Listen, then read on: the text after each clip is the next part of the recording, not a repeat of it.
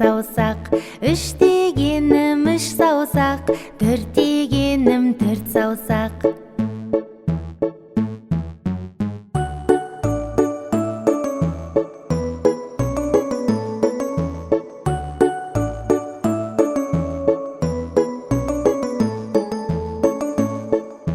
Бес дегенім бес саусақ, алты дегенім алты саусақ, жеті дегенім жеті саусақ, сегіз дегенім сегіз саусақ, тоғыз дегенім тоғыз саусақ, он дегенім он саусақ.